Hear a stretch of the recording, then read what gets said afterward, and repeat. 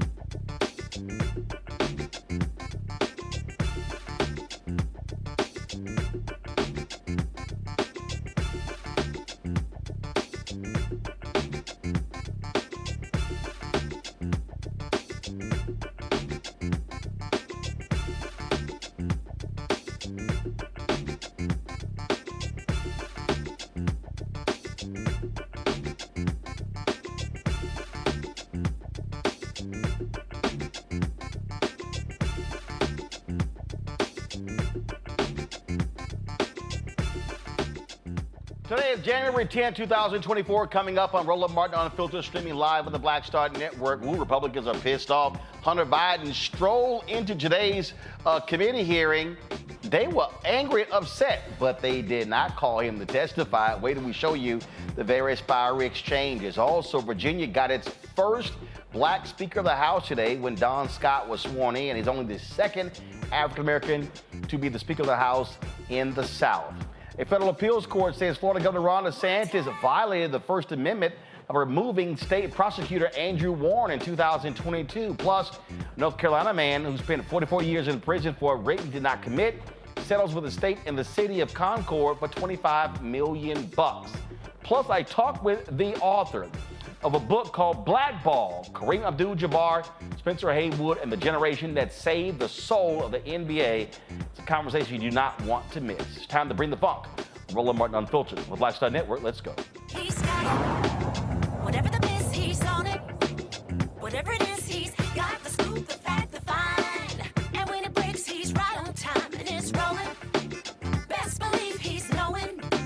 Putting it down from sports to news to politics. With entertainment just for kicks, he's rolling. It's on go, roll, y'all.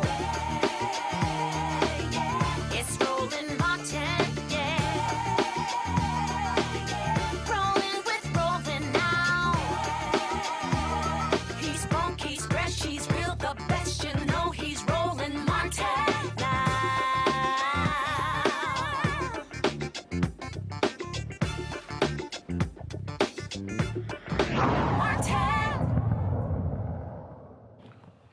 Ooh, Lord, the House was on fire today when they had the Judiciary Committee to consider holding Hunter Biden in contempt. Well, guess what? Hunter Biden decided to stroll into the actual committee room. Man, Republicans were angry and upset, mad as all get out at this. Of course, they have wanted him to testify, but they first wanted him to testify in private with the deposition and then go public. He said, no, I will testify publicly. Well, they don't want that. They want it to be private first and then come in. And boy, it got ugly. Even crazy in the rain, South Carolina Congresswoman Nancy Mace, ooh, she was really upset. And did she actually use white privilege? Listen to this. Chairman Comer. First of all, my first question is, who brought Hunter Biden to be here today? That's my first question.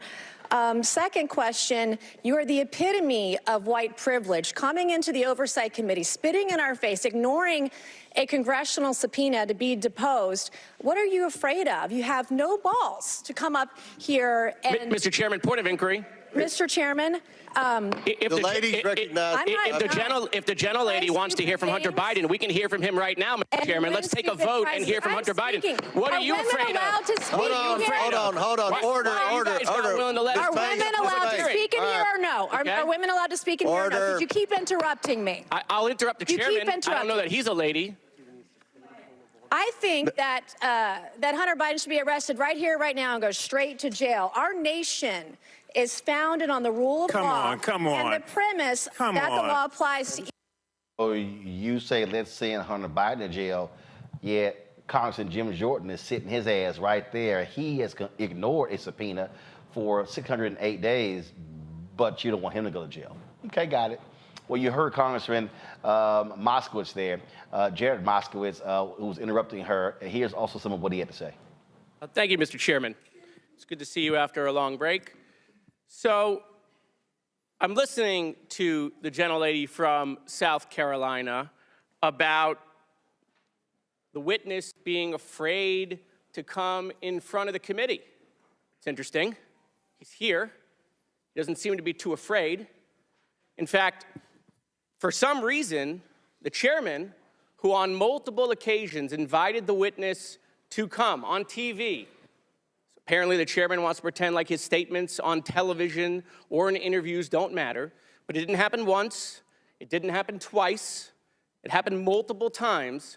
The chairman said the witness can choose whether to come to a deposition or to a public hearing. in front of the committee. The witness accepted the chairman's invitation. It just so happens the witness is here. If the committee wants to hear from the witness and the chairman gave the witness that option, then the only folks that are afraid to hear from the witness with the American people watching are my friends on the other side of the aisle. I don't know if there's a proper motion. All right, y'all. Congresswoman Jasmine Crockett of Texas, ooh, she really laid into the Republicans. Love the Constitution today, and we also want to talk about foreign money coming in.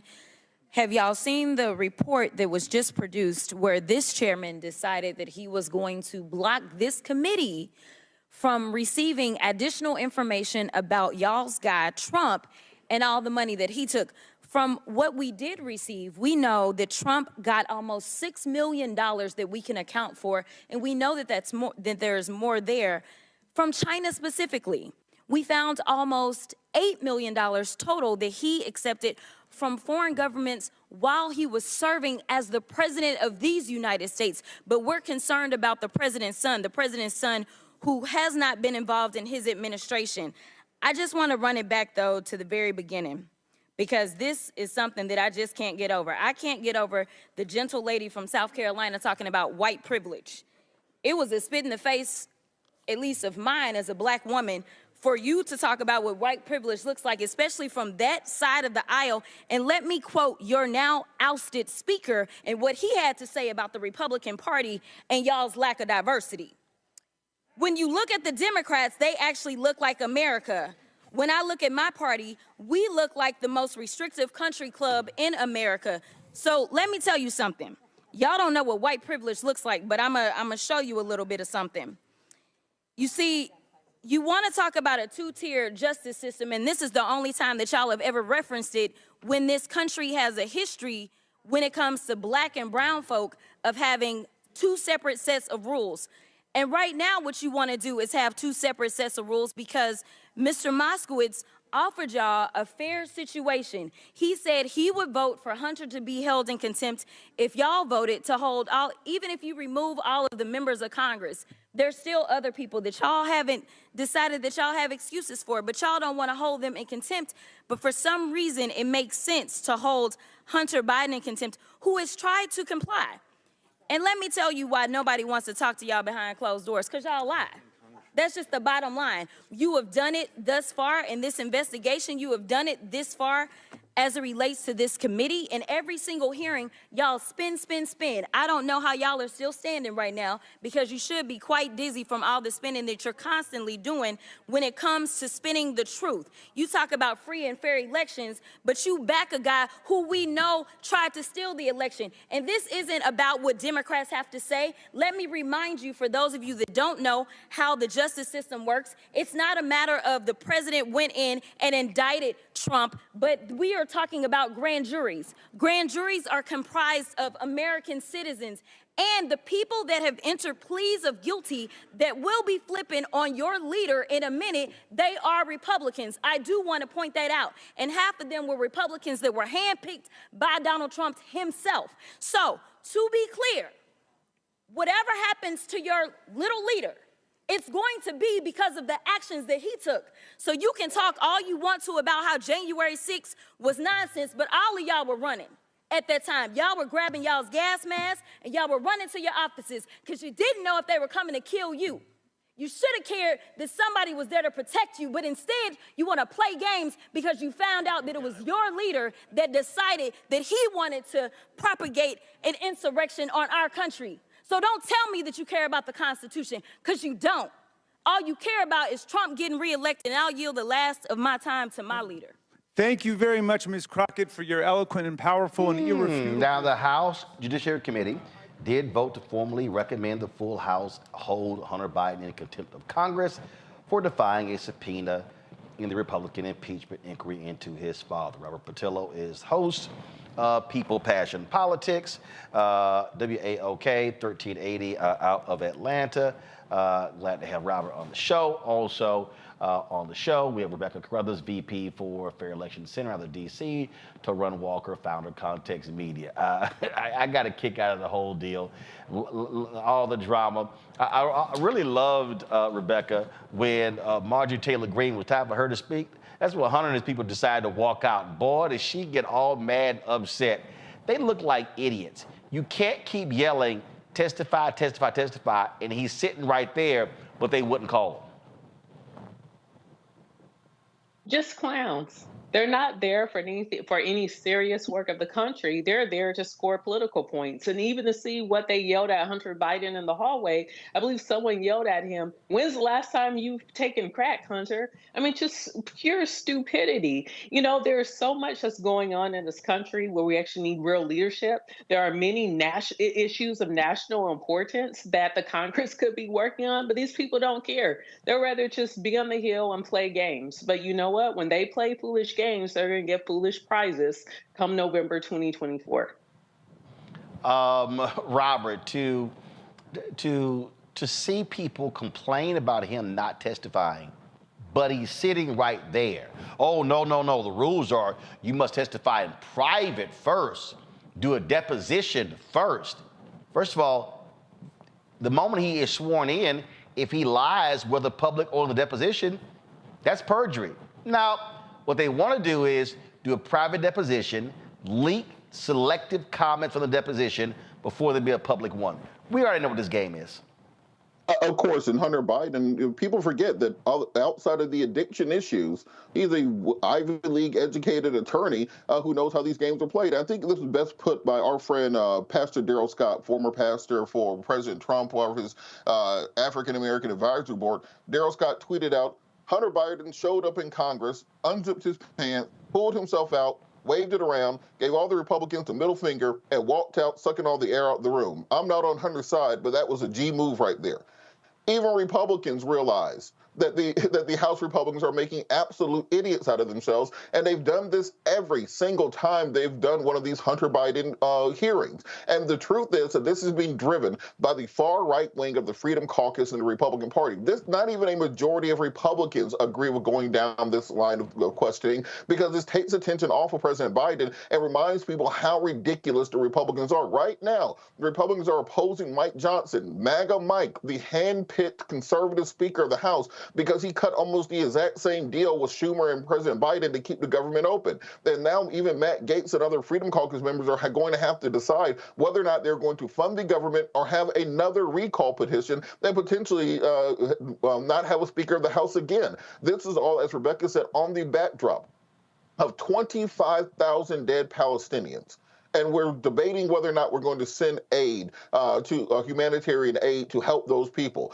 On the backdrop of 500,000 dead Ukrainians, and we're debating whether or not we're going to send additional funds to try to bring it into that conflict. Republicans love talking about the issues at the southern border. President Biden requested $13.6 billion in October to deal with the issues at the southern border. That hasn't gotten a vote yet by Republicans in the House of Representatives, and they've not even negotiated on that, despite the Senate staying in session to negotiate on that. But what they have done is vote for $886 billion military budget for the defense authorization. So the Republicans are showing themselves to not be a serious governing party, and every day this turns into an episode of House of Cards. I remind people that entire genre of television is gone now, because Republicans are so ridiculous. There's nothing that Shonda Rhimes can write that will be more ridiculous than this. There's nothing that Veep can write that will be crazier than this. There's nothing that House of Cards or the West Wing could write that would be more ridiculous than what's going on in Congress right now. So we had to replace all those shows with reality shows, because there's a reality show in Congress led by the host of The Apprentice. What did they expect to happen when they turned their entire party into a clown show? Let's be clear, Torun. You can't sit here and whine and complain about Hunter Biden ignoring a subpoena when you literally have Republicans sitting in the room who did the exact same thing. That's true, but we also have to look at it from the perspective of a voter. The average voter, especially the average working class voter, all they see is a political circus. They say what Kendrick Lamar like to call Democrats and Red Blood-Against, where you see two different factions gangbanging. And while we can debate the merits of this indictment, we can debate the merits of even discussing this. If you look at the way this has been discussed, it really is ridiculous. It seems like something like the last brother said out of either a comedy or some sort of dramatic show. But this is actually real life, and no real screenwriter would put this out in front of the public because they wouldn't believe it. Unfortunately, what the public is going to see, they're going to see people who they perceive as having privilege being able to walk into Congress and walk back out with no real consequences, even though there's already been several deals on the table that have either been refused because of the reasons you say, or because either the Republicans won't accept it or the Democrats won't accept it. But at the end of the day, when somebody is working 9 to 5 and they go into the voting booth and all they have to go on is seeing what how people move in these situations, and the conversation doesn't really seem serious, and it seems like a lot of backbiting, and it seems like a lot of tit for tat, that's going to have real effect at the voting place. And that's what I think the fear is from a lot of Democrats and Republicans. I think this has to be taken more seriously, and it has to be conducted in a business-like manner. Otherwise, it's just going to make the whole entire country look ridiculous. Yeah, but the bottom line is this here. Republicans, they control the House, pure and simple. And they pass the fewest number of bills we have seen in decades. There's utterly dysfunction. And now they're blocking the spending bill because they are ticked off as Speaker of the House, Mike Johnson. So if I'm the Democrats, I'm going to sit back and let these fools show their asses because they're the ones who are in charge. And so they can't even get their act together. They can't even pass bills on their side of the House because the Freedom Caucus, the Conservative Freedom Caucus, is holding the entire caucus hostage. So trust me, we're about to see more drama. Robert, real quick, 20 seconds. Just real quick. Also, Nancy Mace and Marjorie Taylor Greene talking about white privilege, talking about can women speak, saying that Hunter Biden is a misogynist because he's afraid of listening to women. It's the most ridiculous thing I've ever heard, because this is the party that's completely against quote unquote identity politics, right, until it's convenient for them, and then they can use it. Absolutely. And it's white privilege that they are all actually in power. All right, folks, hold tight 1 second. We come back. Virginia. We see the first black Speaker of the House in Virginia history. We'll show you next. Roland Martin Unfiltered on the Blackstar Network. A new year for a new you. Curl Prep Natural Hair Solutions at curlprep.com is an amazing organic line for curls, locks, braids, twists, and even those wigs and extensions. Women, men, and children are loving this line. Look at this video and you be the judge. People line up to see this product in action at hair shows, and when they take a seat and try it, they don't believe it's their hair. Buy the products at curlprep.com. It works on all hair types. Use code ROLAND, that's ROLAND, lowercase letters, to get a 15% discount. Parents, remove the ouch. You will love this system because you can comb the product through your child's hair with your fingers. Seasoned saints are loving the product. It's all at curlprep.com. Use code ROLAND, lowercase letters, to get a 15% discount. You won't believe it's your hair. Give me that bass, give me that beat. Hit on your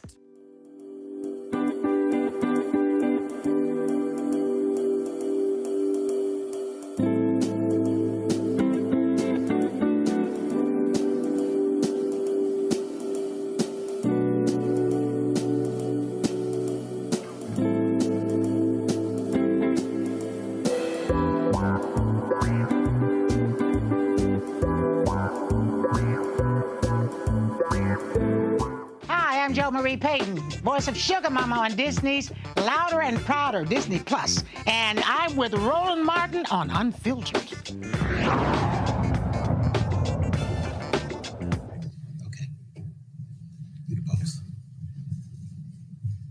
Speaker-designee Scott, are you prepared to take the oath of office?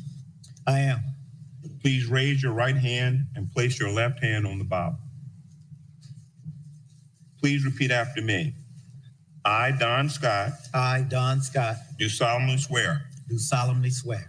That I will support the Constitution of the United States. That I will support the Constitution of the United States. And the Constitution of the Commonwealth of Virginia. And the Constitution of the Commonwealth of Virginia.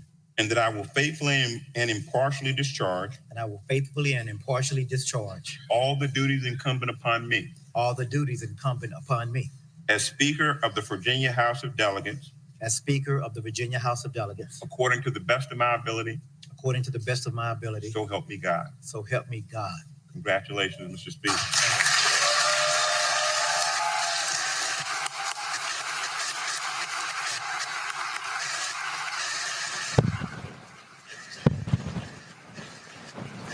History made in Virginia today. First time in its 405-year history that an African-American becomes Speaker of the House. Delegate Don Scott was sworn in today. Not only that, folks, by the Black Chief Justice of the Supreme Court of Virginia, Bernard Goodwin.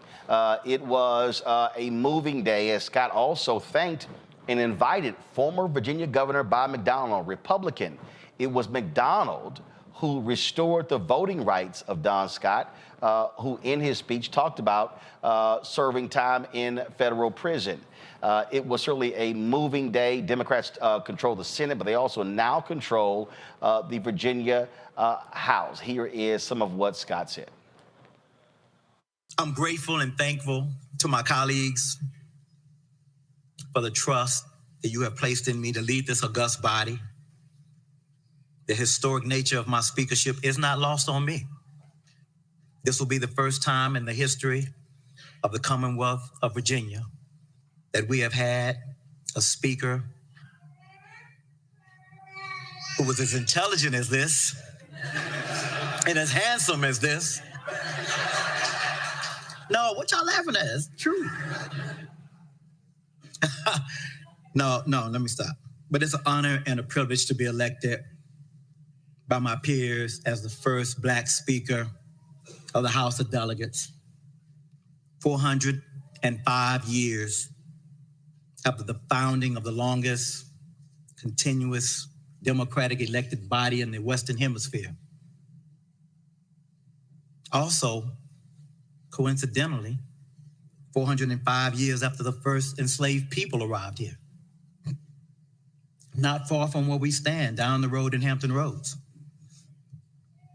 So I know I stand on the shoulders of those who came before me. And there's something about being the first to do something.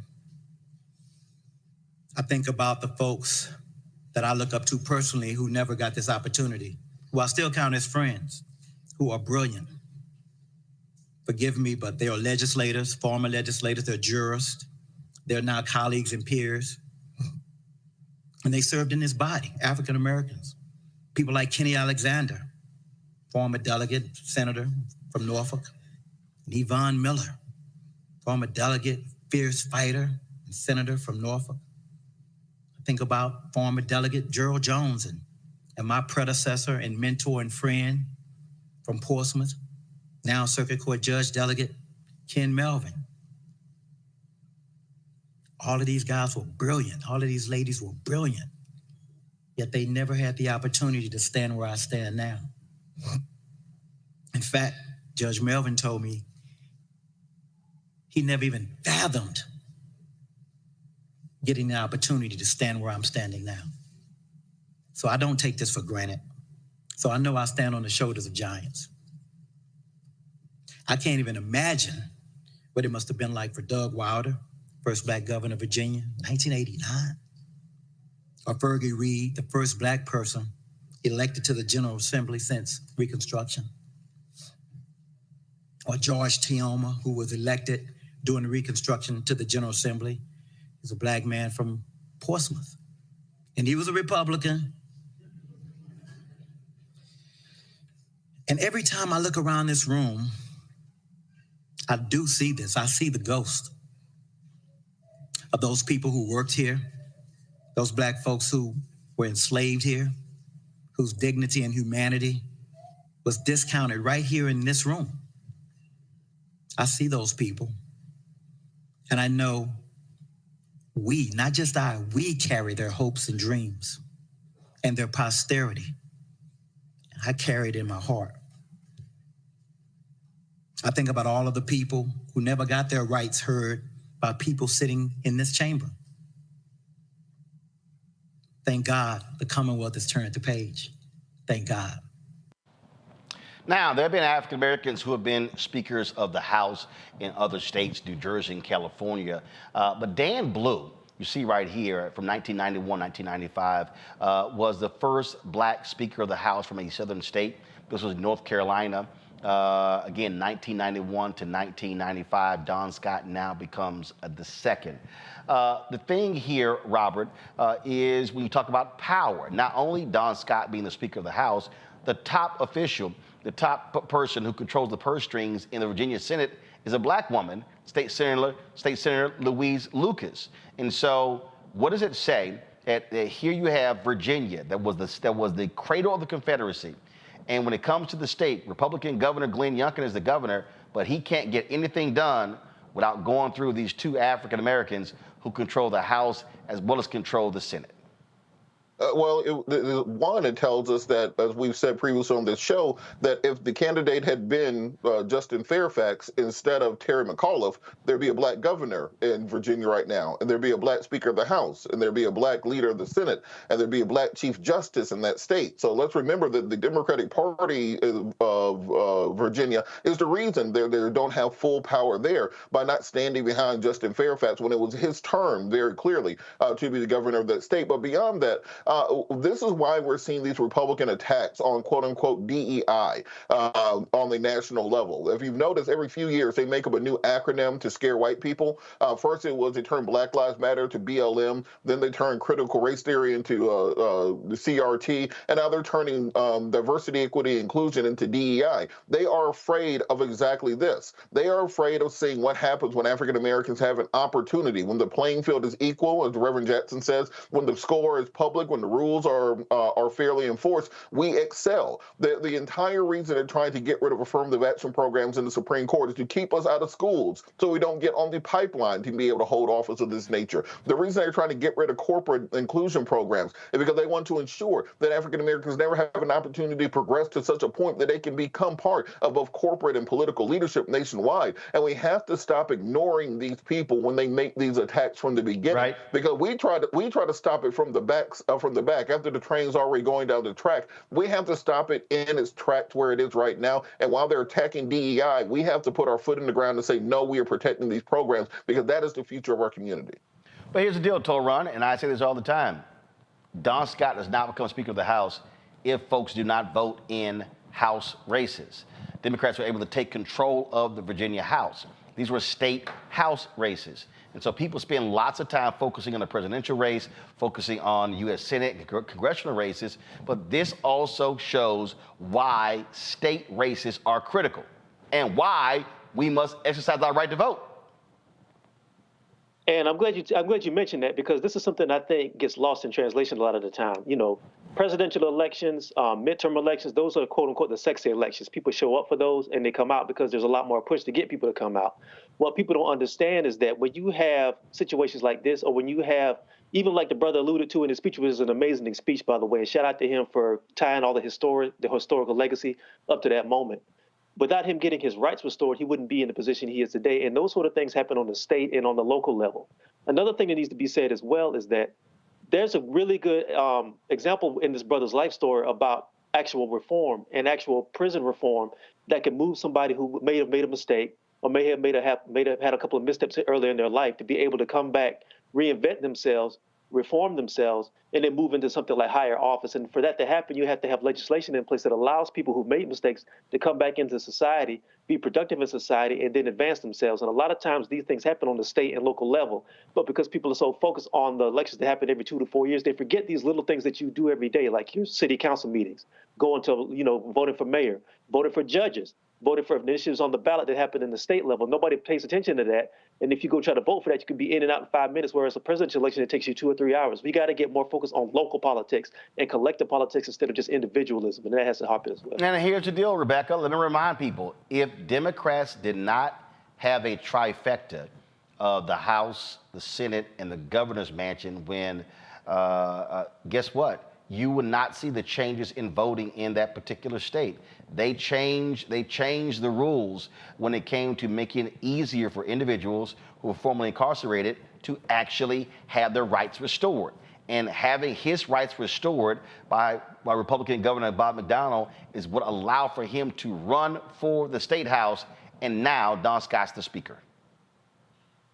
You know, Don Scott would not be the speaker if it wasn't for Evelyn Thomas Butts. She was a poor seamstress from Norfolk who was one of the named plaintiffs in the poll tax lawsuit in the 1960s that overturned the poll tax scheme in Virginia. And I just want to point that out. There's not just elected officials, but there's a long line of Black activists in Virginia that made Speaker Don Scott happen. But now going to the rights restoration, you know, Virginia is one of the states that has arbitrary rights restoration, meaning that it's up to the governor's discretion on how fast and who exactly gets their rights restored in Virginia. So I'm hoping under Speaker Don Scott and under Senator Louise in the Virginia Senate that they figure out how to pass actual legislation that removes the arbitrariness in voting rights restoration in Virginia. I believe that has to pass in two subsequent Virginia legislatures. And so that's another reason why continuing to vote matters, because for a change like that to happen, it can't just happen in this particular session, but then there has to be an intervening vote, meaning there has to be a vote for the Virginia Assembly and the Virginia Senate again, and then the same bill has to be reintroduced again and then passed for it to actually be a change in Virginia. So voting just this past fall 2023 is great, but there's also going to have to be voting in fall 2025 as well to make sure that voting rights actually are fully robust in Virginia. Absolutely. And so congratulations to Don. And now cannot wait to see what he does leading the House there and what kind of public policy comes out of him controlling the House, Louise Lucas, in the Senate as well. So it is going to be something that we're definitely looking forward to see. All right, folks, when we come back, more on Roland Martin Unfiltered, including Black and Missing. Plus, we'll also talk about a brother in North Carolina. He's getting $25 million after serving time in prison for a rape he did not commit. Folks, don't forget, supporters of what we do. Join the Bring the Funk fan club. You can send your check and money order to P.O. Box 57196, Washington, D.C., 20037-0196. Cash App, $RM Unfiltered, PayPal, Martin Unfiltered.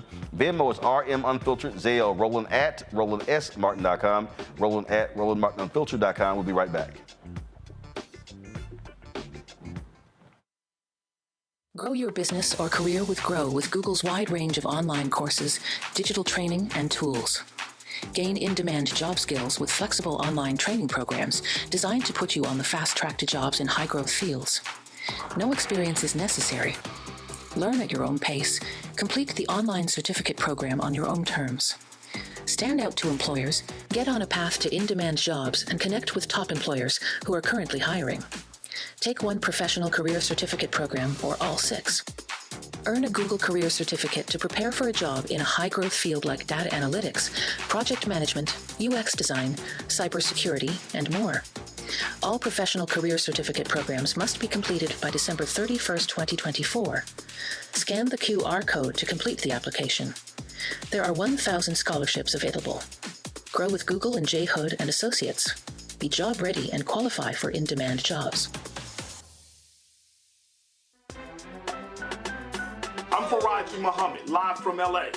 And this is The Culture. The Culture is a two-way conversation. You and me. We talk about the stories, politics, the good, the bad, and the downright ugly. So join our community every day at 3 p.m. Eastern and let your voice be heard. Hey, we're all in this together. So let's talk about it and see what kind of trouble we can get into. It's The Culture. Weekdays at 3, only on the Blackstar Network. This week on The Black Table with me, Greg Carr, reparations. Is it finally time?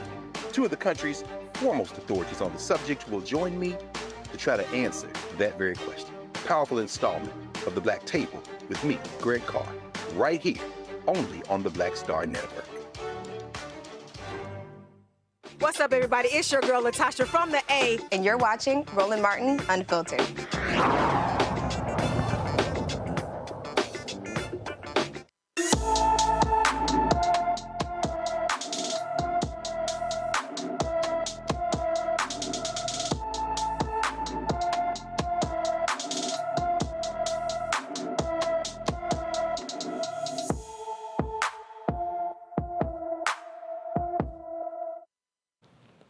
All right, folks, our focus today's Black and Missing is a 17-year-old teen from New Britain, Connecticut, been missing since December 18th. Folks, London Wilson is 4 feet 11 inches tall with brown hair and brown eyes. London has several piercings in her ears, nose, and navel. She may go by the name Lundy or Nanny. Anyone with information about London Wilson should call the Hartford, Connecticut Police Department at 860-757-4000, 860-757-4000. Federal Appeals Court gives suspended Florida State Attorney Andrew Warren some hope of getting his job back. The court affirmed, the 11th Circuit affirmed that Governor Ron DeSantis violated the First Amendment by removing the Tampa prosecutor from his elected post and disagreed with the lower court's view that no action could be taken. In a 59-page ruling, the 11th Circuit Court of Appeals wrote Wednesday that the Tallahassee federal judge who declined to return Warren to office should reconsider some aspects of the case. The majority opinion, authored by Judge Jill Pryor, critiqued the legal reasoning of an earlier decision by U.S. District Judge Robert Hinkle, who largely agreed that Warren's suspension was wrong, but concluded he lacked the authority to return him to office. The ruling returns the case to Hinkle's court. Warren said he is not seeking re-election. DeSantis suspended Warren in 2022, accusing him of neglect of duty and incompetence. Warren signed statements with other prosecutors across the country opposing criminal charges against abortion providers or women seeking abortions. He also said he wouldn't prosecute people for providing gender-affirming health care, and his office's policies didn't change people with some minor crime. DeSantis has also suspended State's Attorney Monique Worrell last year, and she's also challenging him as well. Folks, in North Carolina, a Black man will receive a $25 million after being wrongfully convicted and serving 44 years in prison. Ronnie Wallace Long's settlement between the state and the city of Concord has concluded. Long, who is now 68, was accused of raping a white woman. An all-white county jury, which Long's attorneys say it was handpicked by local law enforcement leaders, convicted him of burglary and rape in 1976. At the age of 21, he received 2 life sentences. He was helped by a wrongful convictions clinic at Duke University's law school. Long's attorneys said more than 40 fingerprints collected from the scene did not match Long and were not shared with his defense attorney. Semen samples also were never turned over to the defense. That evidence later disappeared. The settlement also includes a public written apology from the city of Concord for its role in his imprisonment. They stated, "We're deeply remorseful for the past wrongs that caused tremendous harm to Mr. Long, his family, friends, and our community. While there are no measures to fully restore to Mr. Long and his family all that was taken from them through this agreement, we are doing everything in our power to right the past wrongs and take responsibility." In August 2020, a federal appeals court ordered a new hearing for Long in his efforts to obtain relief. His conviction was immediately vacated and Long was released from prison. Governor Roy Cooper granted him a full pardon of innocence later that year. The thing here with these cases, Torun, it shows you why you need to have integrity units. We recently lost Craig Watkins. He was the first black DA in Texas history in Dallas County. He died last month at the age of 56. And he established the first integrity unit to go back and look at cases like this to make sure that the people who were convicted were properly convicted. And we've seen other DAs do this, but the reality is this here. It's progressive DAs who are doing this. It's black DAs who are doing this. I go back to what I said in the last segment about voting. If Craig Watkins isn't voted into office, if other DAs are not voted into office, they don't go back and look at these cases. But you've got a lot of Republican conservative DAs who don't care about looking into old cases. They will fight to keep people like Long in prison, even though they know they didn't do it. And something else that has to be said as well. First of all, I'm glad that brother had his freedom. I'm glad he was alive enough to be able to breathe the free air on the outside. Unfortunately, according to the Innocence Project, the vast majority of exonerated prisoners in these situations are black males.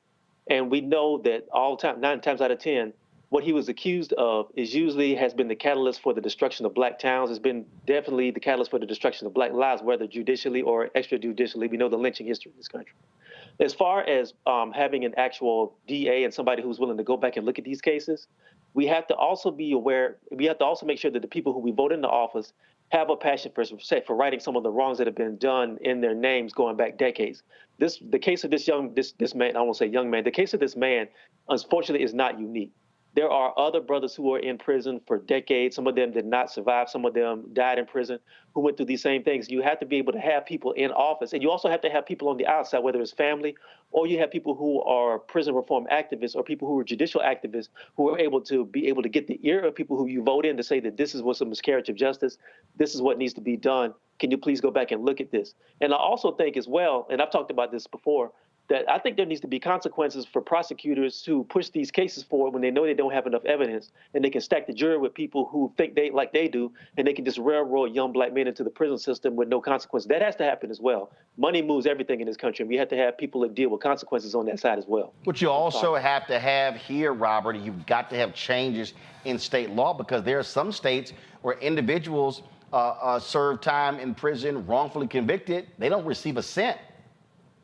You're absolutely correct, and this is why I've been calling for federal legislation on this. That, as you said, these things happen at the state and local level, and it's almost a crapshoot. That if you just happen to be in a city or a municipality that has, as you said, a public integrity unit, or where Barry Scheck and the Innocent Project is able to get in contact with you, but there are thousands. I want people to understand.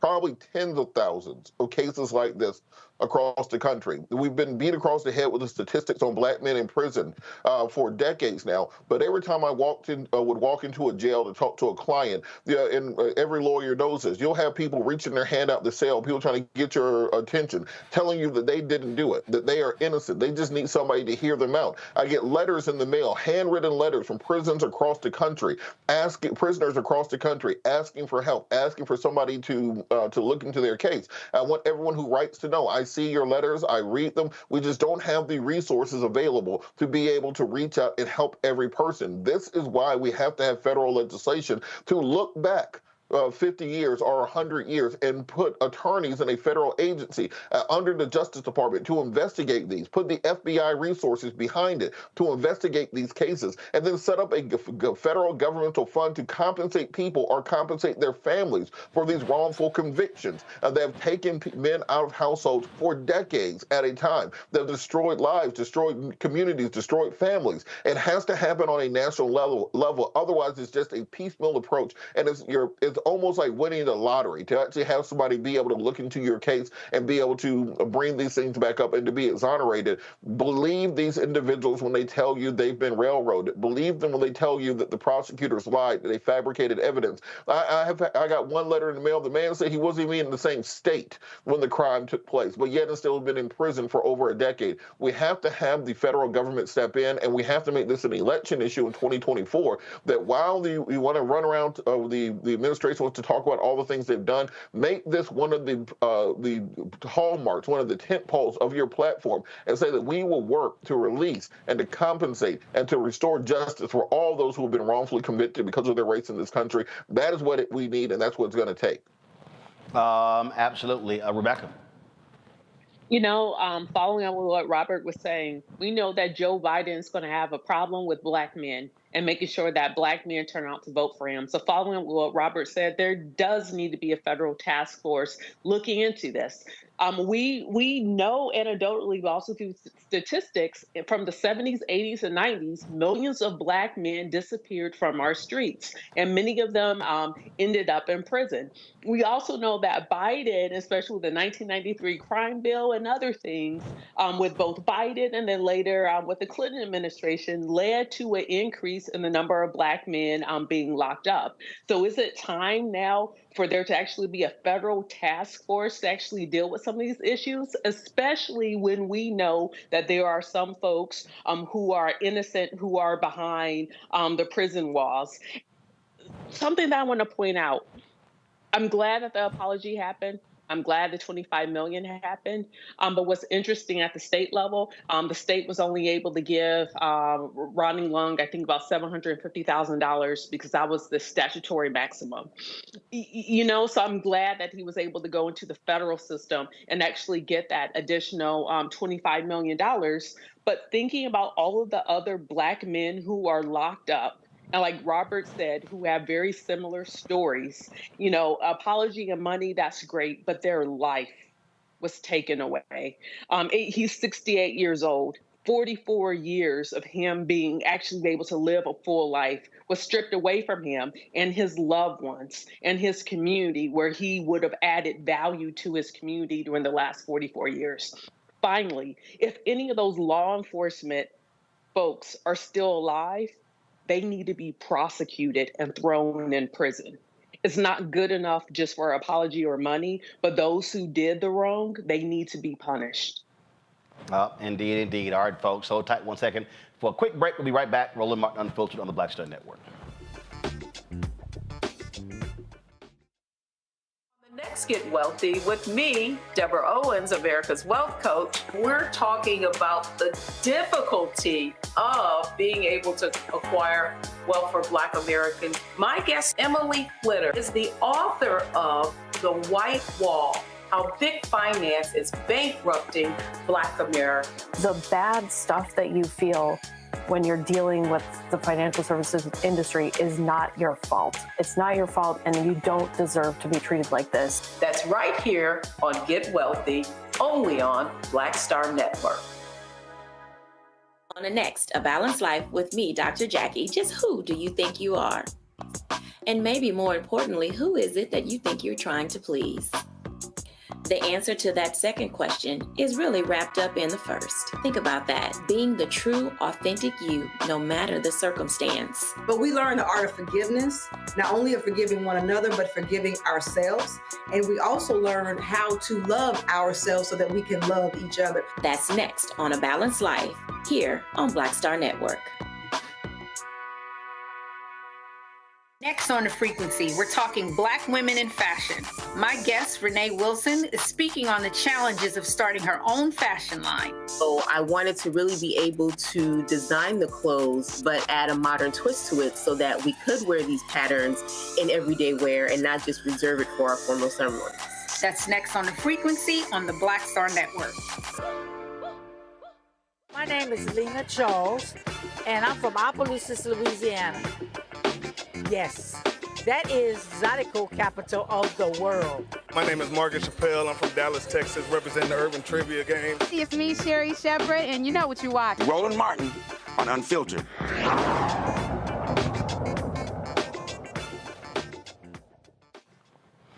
All right, folks, let's talk about student loans. One thing that drives me crazy is when I listen to people on television, on radio, on social media, and they run their mouths talking about, how Biden and Harris, they failed us. They said they were going to sit here and get rid of student loan debt. Well, we already know that $132 billion in student loan relief has come to folks, to 3.9 million people. The president, of course, was overruled by the Supreme Court when it came to that. But look at the SAVE plan by the Biden-Harris administration. And so basically, what this plan lays out is that if you're a low-income family, and if you're a family of four and you have $60,000 in household income, you pay nothing.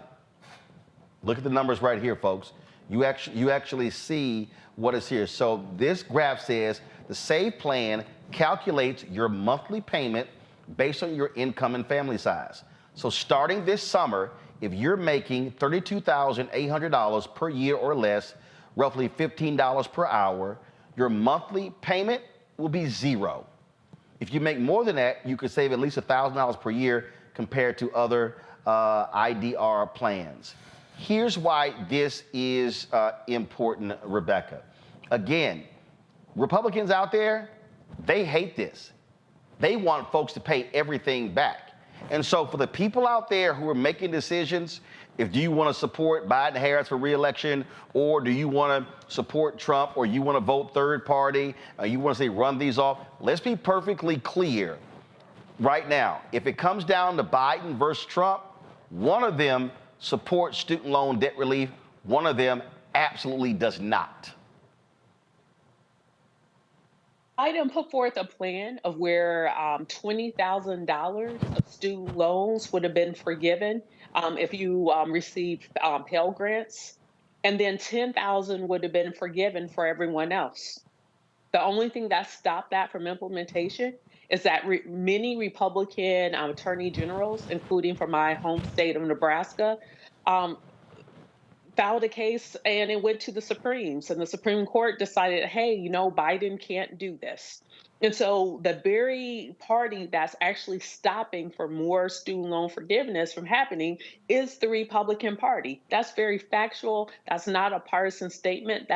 This is what just happened last year. But like you said, I hope voters pay attention. And if this is a voting issue for you, the amount of student debt that you have and what it looks like to be able to afford to live and then to pay back your student loans, then pay attention to actually what's going on here. And then finally, I would tell the Biden administration, it's great that there are things that you've done to alleviate student debt and financial burden on families in America. Make sure that you're talking about it. Not only that, but make sure that you have young people and working families across the country empowered to talk about it on your behalf, community by community, because unfortunately, the messaging isn't getting to the everyday voter who's voting on this particular issue. Again, to run, elections have consequences. And the reality is this. If Trump beats Biden in 2020, you don't have $132 billion in student loan debt relief. You don't have this happening either. If Trump beats Biden, all of this is getting rolled back. That's a very good point, but we also have to make the point that if we're going to vote Democratic, we have to actually vote in people who really do believe in these policies and are going to stick with these policies. Because over the last couple of years, we had this conversation about voting Democratic and vote blue no matter who, and that's how we got Sinema in, and that's how we got Manchin. And if you have people who are on your side who are pushing back against everything that you're trying to do, then it's really hard to push back against what the Republicans do. We understand what the Republicans No. Hold on. What I said, first of all, this is an administrative, this is an executive branch decision. So this is not the United States Senate where you have Sinema or who's in the House. What I'm saying is, if you have a Trump Department of Education, you're not going to see this plan continue. No, I understand that. But what I'm saying is from the point of view of someone who's a voter and from the point of view of somebody who's making those decisions in an election year that's coming up, if you don't make the case about why things happen and why things don't, and if you don't make the case about why some things are moving and some things are not, the average voter is just going to see, well, the things that I want to see happen are not happening, and I'm going to vote accordingly. That doesn't mean that it may be true, it may not be.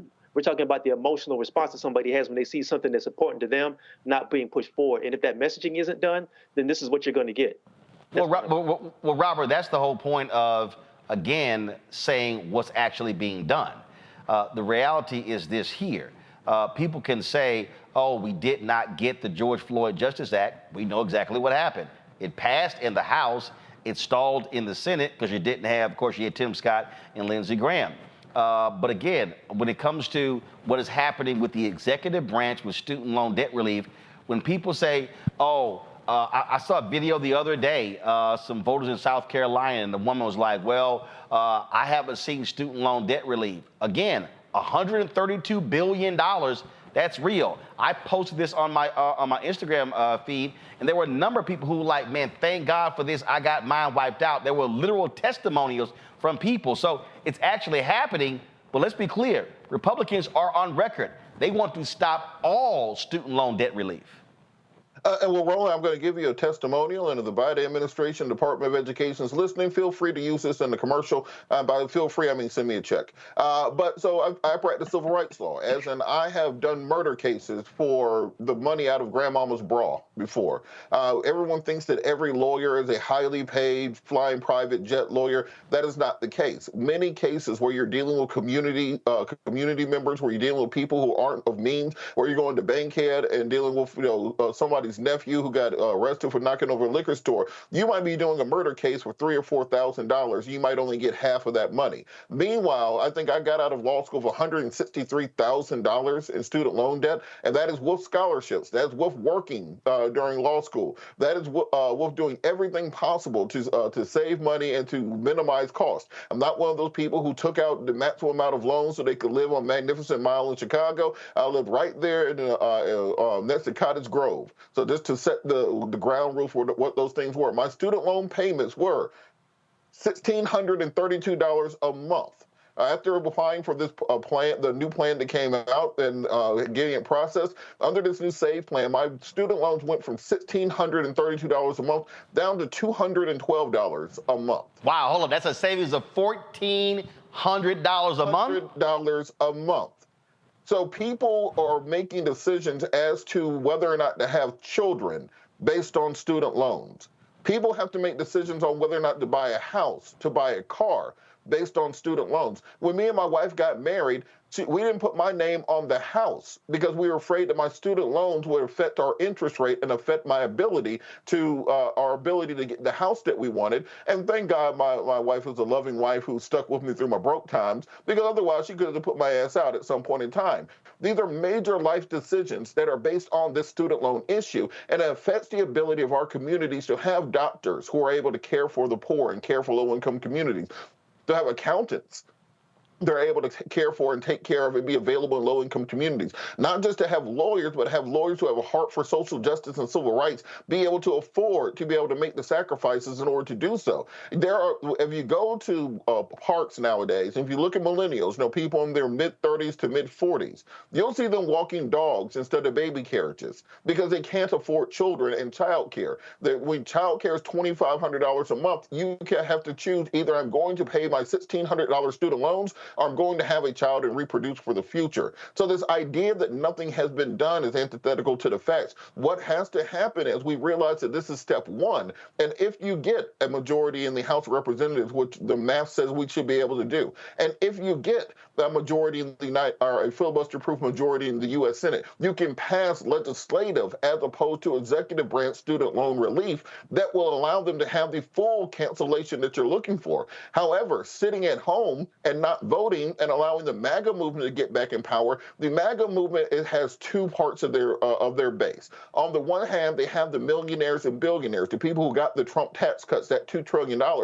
They don't care about student loans because they didn't have to pay them. Their daddy and their granddaddy paid for them, just like Jared Kushner paid $2 million to get into college. On the other hand, the poor rural MAGAs aren't going to college. They're, as Donald Trump said, I love the poorly educated voters, and they feel bitter towards people with student loans because they feel like they never had to go to college. They don't want to pay your loans off. It takes a majority for Democrats, and it's going to take the Biden administration a second term with a majority in the House and the Senate to do full student loan cancellation. But for what we have right now, you are saving millions of families, millions of millennials in particular, the ability to actually have the hope of having a life going forward. Yep, simple as that. Rebecca, Toran, Robert, appreciate all of y'all being on today's show. Thank you so very much. Enjoy it. Folks, coming up next on the show, first of all, University of Tennessee, I'll see y'all tomorrow for your MLK program. But coming up next on the show, I'll be talking with the author of this book, y'all. It is called Blackball, Kareem Abdul-Jabbar, Spencer Haywood, and the generation that saved the soul of the NBA. That is next right here on Roland Martin Unfiltered on the Blackstar Network. On the streets, a horrific scene, a white nationalist rally that descended into deadly violence. White people are losing their damn minds. As an angry pro-Trump mob storms the U.S. Capitol, we're about to see the rise of what I call white minority resistance. We have seen white folks in this country who simply cannot tolerate black folks voting. I think what we're seeing is the inevitable result of violent denial. This is part of American history. Every time that people of color have made progress, whether real or symbolic, there has been what Carol Anderson at Emory University calls white rage as a back backlash. This is the rise of the Proud Boys and the Boogaloo Boys. America, there's going to be more of this. Here's all the Proud Boys, guys. This country is getting increasingly racist in its behaviors and its attitudes because of the fear of white people. The fear that they're taking our jobs, they're taking our resources, they're taking our women. This is white fear.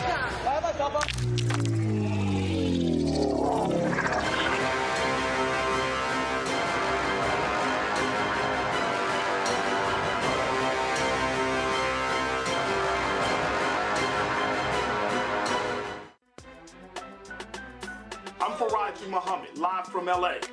And this is The Culture. The Culture is a two-way conversation. You and me. We talk about the stories, politics, the good, the bad, and the downright ugly. So join our community every day at 3 p.m. Eastern and let your voice be heard. Hey, we're all in this together. So let's talk about it and see what kind of trouble we can get into. It's The Culture. Weekdays at 3, only on the Blackstar Network.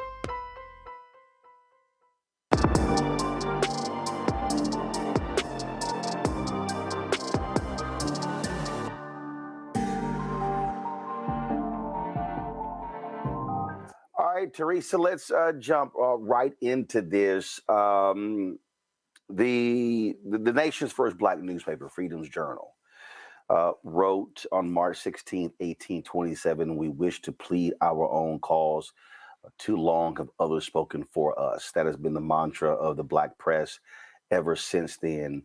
And reading just right at the introduction, I think you lay out something that a lot of people have no idea about how white sports newsrooms are, and how when they set the tone, when they set the narrative, then that sort of becomes the standard.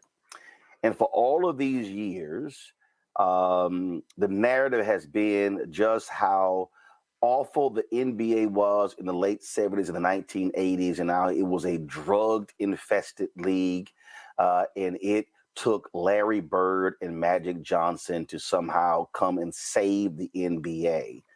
But your thesis lays out really the role of the black athlete in really establishing what you label as the soul of the NBA.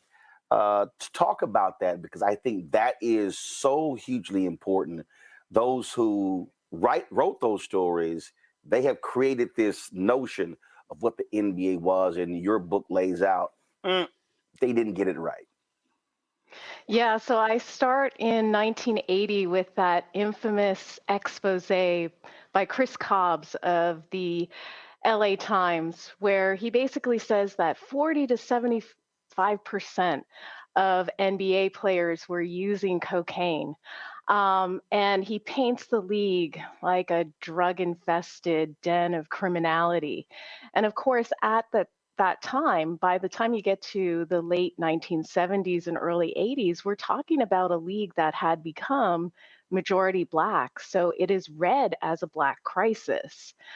And when I first read that, I had a lot of folks who told me about that article, who in their books, they just quoted it uncritically, who just used that as a way to frame the entire period of the 1970s and early 80s NBA. And of course, as a historian of African American history, I just didn't believe it. I knew that, of course, basketball was changing demographically to include more Black players, and that you had the likes of Earl the Pearl Monroe, you had the likes of Julius Dr. J. Irving, who were coming into the league, transforming the style of play. And so I just didn't believe it. And so it opened up all of these questions for me about why was that the racialized narrative that was not only prevalent at that time, but has come to, I think, really structure all of our conversations about Black athletes, even up to today. And the role of white journalists, and particularly the role of the white sports media in that, was very apparent to me, in the sense that white journalists were often almost like the handmaiden or the microphone of the team owners. So anytime there were labor disputes, questions about the reserve clause or the draft rules, or Black players were pointing out racism in the league, white sports journalists would often come to the defense of the league and come to the defense of the team owners. And of course, we also have to remember the role of the fans in that as well, because the NBA at that time really imagined the archetypal NBA fan as being a white guy for the most part. They were not thinking about Black fans. And so white fans were also taking in race at that time, and were often used against the players in their various labor disputes. So, and the reason I want to stay on that track is because what we were talking about that people just somehow, I think, keep removing. We're dealing with white-run, white-controlled institutions. We're dealing with NBA teams, white-run, white-controlled. We're dealing with mainstream media, white-run, white-controlled. When you look at, my good buddy Gary Howard when he became the sports editor of the Milwaukee Sentinel, he was the only Black top sports editor in America.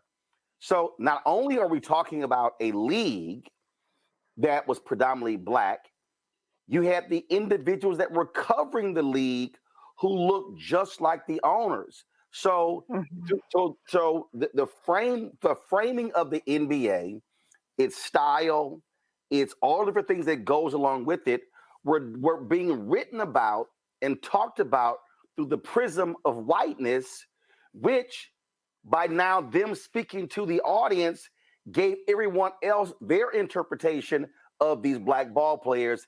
This is what I talk about, the power of whiteness. When they're controlling institutions, they are establishing what the narrative is. Yeah, absolutely. And that's why I focused a lot on the Black press, Black players' own words in their own memoirs. I, in particular, used a magazine from the 1970s. It was in existence from about 1971 to 1978. It was called Black Sports. What a gem, if anyone can get a hold of it. I read a full run of it at the Penn State Library. And one of the things that Black Sports did, it was kind of like Sports Illustrated, but for and by African Americans. And it really covered sports from the perspective of the African American community and their political concerns, their economic concerns. And there were all sorts of interviews with Black players at that time. For example, in the lead up to the Senate hearings on the merger of the American Basketball Association and the NBA Basketball Association in the early 1970s, they had on, they had a rap session with particularly Oscar Robertson was one of the folks who was being interviewed, and he was the face of the lawsuit against the reserve clause and the monopolistic practices of the NBA at that time. And they gave him, full run to make all kinds of critiques about the ways in which, the anti-competitive practices of both leagues, in fact, were used to suppress player mobility, to take away, their right to contest their working conditions, their ability to negotiate for a contract that was fair, considering their immense talents. And so you really, in order to get a full picture of this period, have to look at the Black press, have to look at the actual words of the players themselves. And that's one of the most striking things, is that Black athletes at that time had their own critique of the industry. They understood that the way that the NBA ran as a corporation was essentially treating them as possessions, and they couldn't help but understand, the way that the NBA ran and the fact that it was essentially a lily white ownership. They couldn't help but see that against the backdrop of a longer history of slavery, racism under Jim Crow, and all of the ongoing fights at that time for racial integration and Black power. And so the NBA became this kind of battleground where the players, the fans, the media, and then also the league itself were really having a discussion about what it meant to live in a society where African Americans were gaining more inclusion and more power and more economic power, and more cultural power at the same time. Also, I think what we're dealing with, which you, of course, certainly tackled, is that, so let's just use 1980 again, as you said, as that marker. So if we use 1980 as the marker, and I'll just use my age as a part of it. So 1980, November 1980, I'm 12 years old, born in 1968. The reason I'm saying that, so I'm 12 years old. So for the audience, and I think a lot of times people don't think in these terms, we're talking about individuals who, if we're using 68 as the marker, King's assassination on April 4th, 1968, we're only talking about a 12-year period.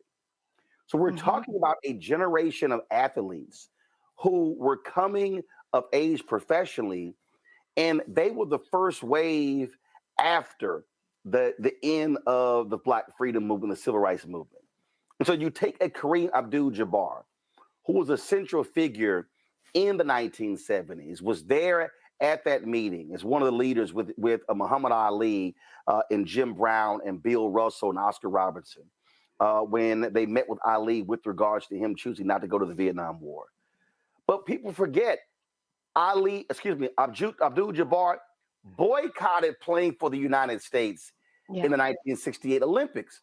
And so you're talking about individuals who brought a sense of purpose with them, and that conflicted with these owners, to your point, who wanted folks just to shut up, and let's use the phrase that white conservatives still want to say about LeBron today, just shut up and dribble. Yeah. Was one who did not play by those scripts. I think one of the most interesting things about Kareem is even as he was coming into the league and negotiating his contract, he was able to pit the American Basketball Association against the National Basketball Association. He had both teams, the Nets and the Bucks, and he told them, listen, you come to me with your best and final offer. Come to my team. I'm not going to go back and forth with you. And this is a guy who's just a young guy out of college. You know, he has his team with him. And he said, I'm not going to, bargain back and forth and go back and forth with you to try and get the price that I want for my contract. You just come with your best offer, because he understood that he did not want to get into a kind of bidding war, because he understood that he was, in essence, a kind of piece of property under this athletic system as it was in the early 70s. But he also knew his worth, though.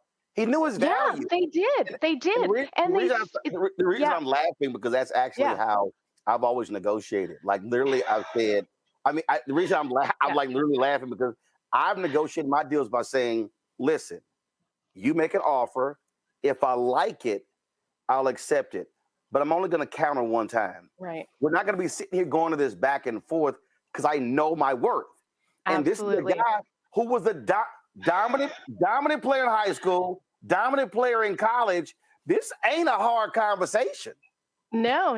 And the thing about that was that he actually, in one of his memoirs, said, look, I didn't want to feel like a piece of meat that was being traded. So either you come at me with your best offer, or I'm just going to go to the next team. And so that was his entry into the league. And then once he's in the league, he refused to follow the traditional racial scripts that were expected of Black athletes, Black professional athletes at that time. You had to be grateful. You had to be submissive. You had to be congenial. You know, you always had to be in a good mood. You had to be smiling. And most of all, you had to be apolitical.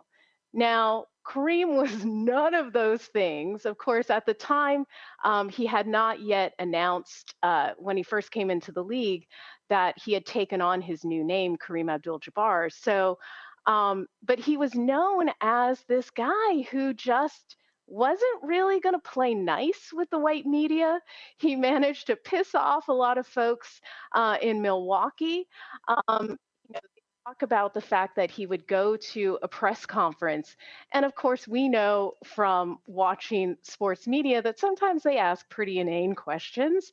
So I'm imagining that Kareem was sitting there, they're asking him questions about the game.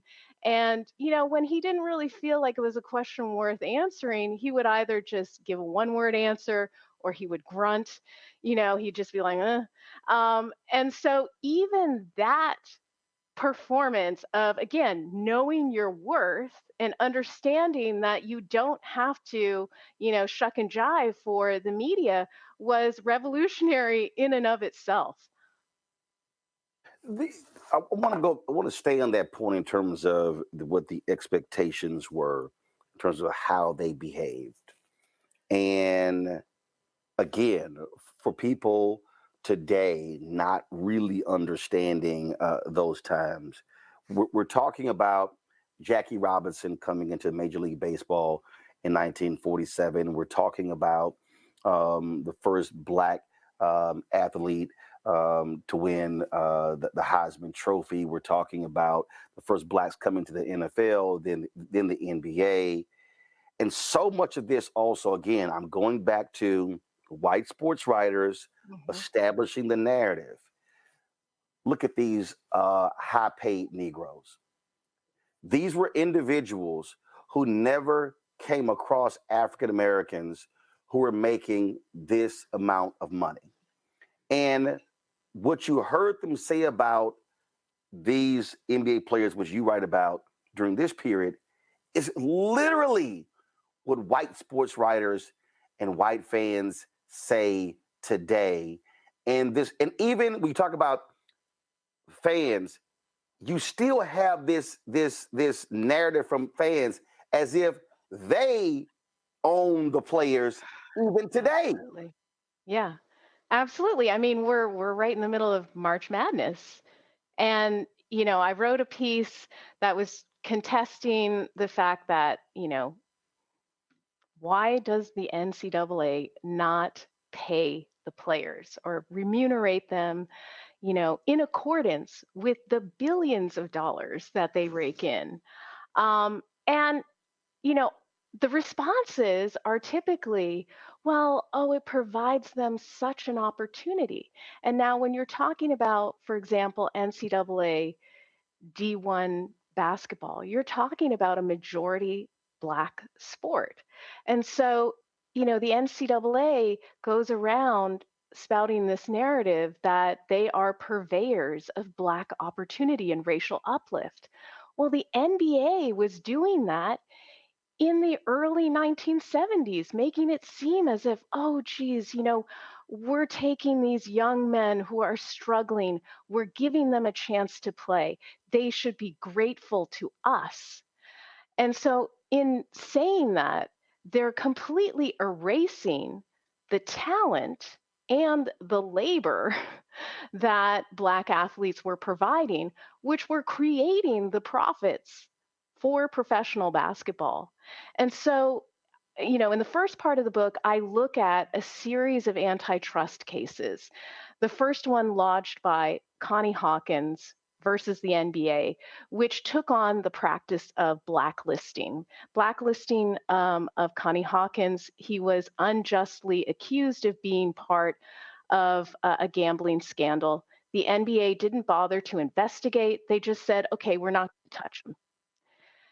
Then you have Spencer Haywood, who wanted to jump from the ABA to the NBA. He had not completed 4 years beyond his high school graduation. And the NBA had this rule because they wanted to control the flow of players into the NBA in order to help suppress wages.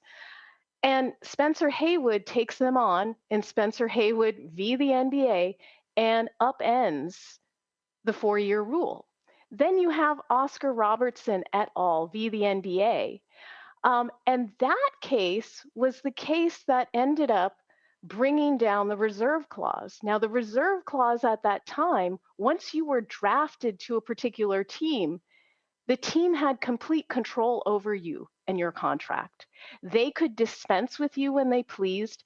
There was no such thing as free agency. You could not shop your talents on the free market. So it automatically kept players under the thumb of owners and also kept their wages pretty stagnant. And so here you have Black-led antitrust suits in the early 70s, right? Just removed from the civil rights and actually amid the Black Power movement. They're contesting the white ownership and the monopolistic practices of the professional basketball leagues. And white fans and white sports writers were like, whoa, whoa, whoa, whoa, whoa. You need to just be grateful that we're even allowing you to play here. And you're making too much money already, and all you're doing is playing a game. And so you can see that dynamic play out. I mean, I think of all the times when, the NBA has locked out its players over the years. Same kind of racial dynamic gets invoked. Look at these greedy players.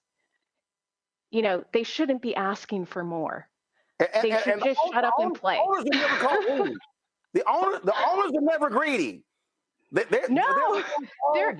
purveyors of humanitarian racial uplift. And that's how, and part of that narrative is for them to say, oh, we're not making any money.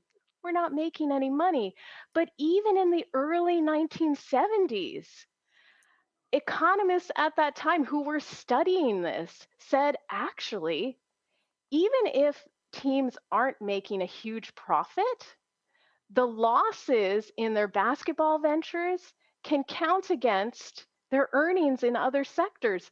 So owners were actually using, their basketball franchises to offset their taxes, their tax bills. So no, these were not, humanitarian institutions. They were for-profit corporations. Despite the fact that they were trying to claim that they were doing so much good for, young Black men. Reminds me of when Michael Jordan got into with Abe Pollan during negotiations, and Pollan was complaining about how he never made a profit with the Washington Bullets, later the Wizards. And Michael was like, well, hell, if you can't make a profit with NBA teams, sell a damn team. Pollan never forgot that comment, which I always said, trust me, ain't nobody sitting there owning a professional sports franchise and you supposedly keep losing money, and somehow it's bad against you. You laid through these three important cases, and I want to bring in Curt Flood as well. Yeah.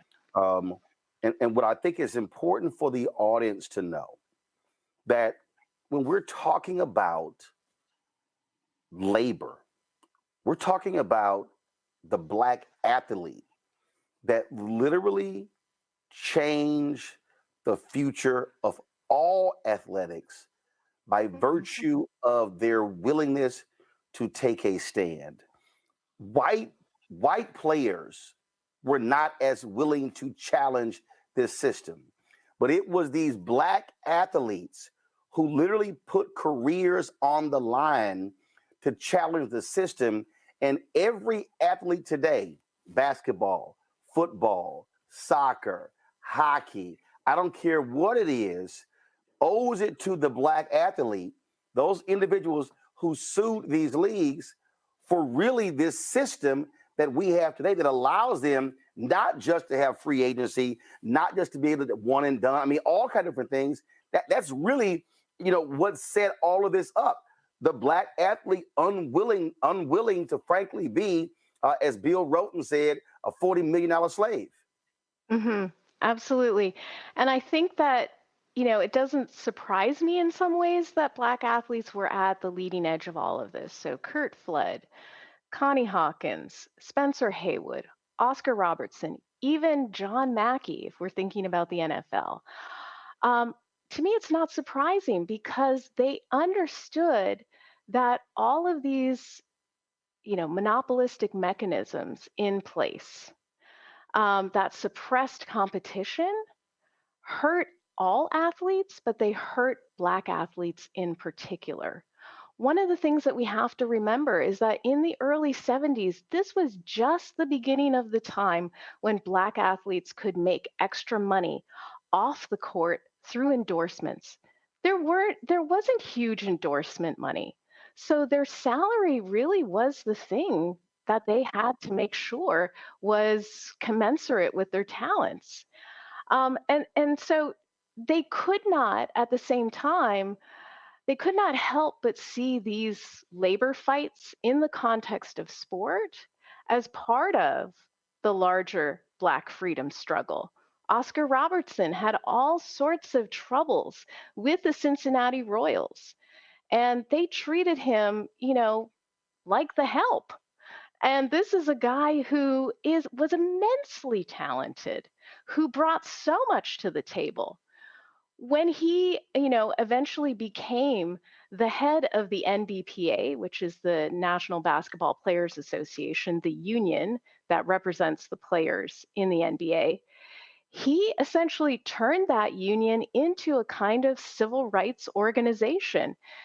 Before that, when it was run by predominantly white players, it was a union that kind of cozied up to management, that didn't really challenge things, that was mostly the province of the stars of the league. And one of the things that Oscar Robertson did, looking around at all of the lessons he learned from civil rights activism and the budding Black Power movement, he said, we need everybody to be in this union. We need the guys who are sitting on the bench. We need the marginal players. We need the stars. We need everybody from top to bottom.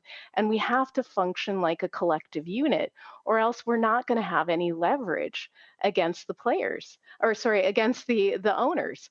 And so he used those skills, coming up in the age of civil rights and Black Power, and deployed them in the realm of sport, and radically reshaped the power relationship between team owners and players, all players, but especially for Black players who bore the brunt of those policies. We talked about this earlier, and I really got to go. I got to go back to it because I really think, goodness, as I am looking at this, I get the sense there's really another book inside of this book when we talk about white power and white journalism. And I just think about, you talk about in here Daryl Dawkins. And when I look at these names, these are individuals that in the world today, people go, oh my God, they are lauded as these great journalists. And I'm gonna start with one that you don't mention here. When I think back to Brent Musburger and the savage things that he said about those Black athletes in Mexico City in 1968. And then you talk about, again, one of the names that has always been lauded as one of the greats, Curry Kirkpatrick, Sports Illustrated, and the things that he said about Daryl Dawkins, a savage animal roaming unchained. They nicknamed him Baby Gorilla. They derided what he wore, things along those lines. But then to sit here and look at, again, I need people paying attention, how these white journalists, how they set the framework. When Curry Kirkpatrick said about the 76ers, the reputation, the Black Stars, for the reputation for being, quote, wealthy, spoiled, egocentric, selfish monsters. These words, how they describe them, describing Black athletes in animalistic terms, and how they, but when it came to defining the white athlete as being smart, as being in terms of the different words. I think about that speech from Dr. King when he talked about the words in the dictionary to describe black and the words in the dictionary to describe white. Malcolm X did the exact same thing. This literally, these were the individuals who were establishing, planting the seed and flowering it. I mean, watering it and building it up, that created this notion of these are these sick, despicable individuals. And I can look at their language and literally trace a line directly back to how people of African descent who were slaves were called. Oh, yeah, absolutely. I mean, for all that people say about critical race theory, one of the things that I tried to do in the book was to actually analyze what kinds of metaphors are they using to describe Black players? What are the narratives that keep showing up again and again and again? And the fact that no one really reacted to it at the time. And the example that you were talking about, that was 1977. I was 2 years old. If we're going to talk about, where to place me in all this. But, this was not that long ago. Well, but there were virtually no Black journalists on the newsrooms. I mean, it wasn't until that Kerner Commission report in '68 where you really saw your first wave of Black journalists. So you didn't have Black editors. You didn't have Black copywriters. You didn't have people who were sitting there going, what the hell is this? You had white writers being edited by white editors, working for white publishers, whose idea was we're talking to white people because they don't read. That literally was the mentality. Yeah, absolutely. And, talk about lily whiteness in chapter 5 when I talk about Simon Gourdine, who, is such a rarely mentioned figure in NBA history, but at the time in the early 70s and to the mid 70s was the highest ranking Black sports administrator in all of North American sport. He eventually became the deputy commissioner to Walter Kennedy. He was a lawyer. He was not a former athlete, so he was different from other, coaches and GMs at the time, Black GMs at the time, who usually had to have been former players. So this guy is completely written out of the history. He's by himself. He's by himself in the front office. Like, can you imagine being by yourself in the NBA office in New York City, attempting to be a conscientious Black man, but also having to find the balance between simultaneously being a representative of the NBA and then recognizing that you are the liaison with a mostly Black league.